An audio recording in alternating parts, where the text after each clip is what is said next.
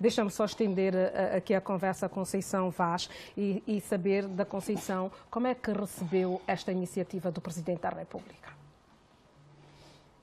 Bem, com algum espanto, e espanto porque no decorrer dos 4 anos não havia tanta predisposição nesta abordagem.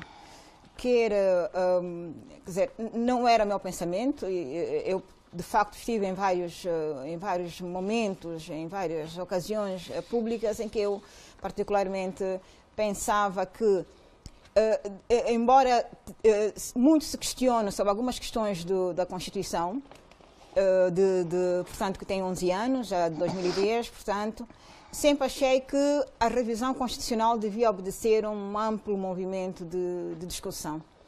Era preciso que nós, angolanos, compreendêssemos bem o que é que nós queremos alterar, sob pena de transformarmos a Constituição num papel demasiado frívolo.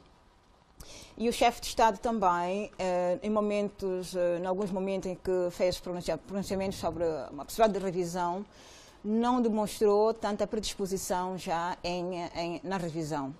Por outro lado, ao nível daquilo que é a praxe na ciência política, a praxe política, não da ciência, mas se calhar da praxe política, é que o político mexe na governação, ou político, quer dizer, o governante mexe na Constituição para que tenha a melhor condição de governar.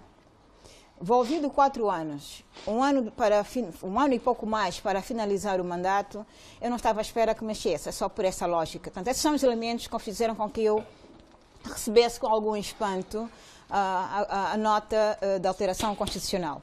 Não obstante, a Constituição não é um livro sagrado. Ela pode ser e deve ser alterada, porque no tempo a Constituição, o texto da Constituição, deve se adaptar à realidade da sociedade. Portanto, é a lei ou são as leis que devem adequar-se à sociedade.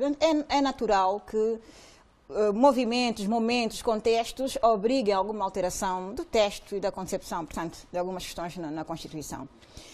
Dito isto, eu tenho primeiras impressões apenas. Eu penso que é muito cedo ainda para fazer muitas análises de fundo.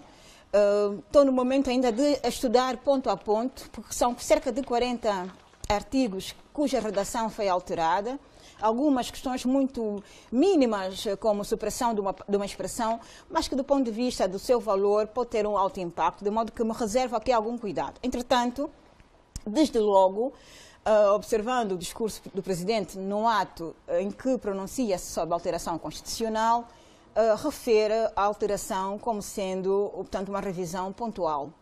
Ora, eu fiquei logo a questionar o que é que queria dizer com uma revisão pontual, quando estamos a falar de cerca de 40 artigos desta revisão. Por outro lado, o texto constitucional vigente não fala em revisão pontual. Pronto, deve ser uma expressão coloquial, porque o texto constitucional fala em uma revisão ordinária e revisão extraordinária. Portanto, eu tenho essa questão que, sendo ou não importante, é uma questão que me coloca à partida. Há outras situações que têm a ver, por exemplo, com já o texto, quer dizer, a substância por detrás de algumas questões que é preciso efetivamente discutir. Daí eu dizer que me reservo ainda a fazer já diagnóstico e a fazer bastantes comentários sobre isso, porque há situações que devem aprofundar. É preciso dizer o seguinte, Filomena, na alteração constitucional, eu já disse que pode ser feito, porque não é um texto sagrado.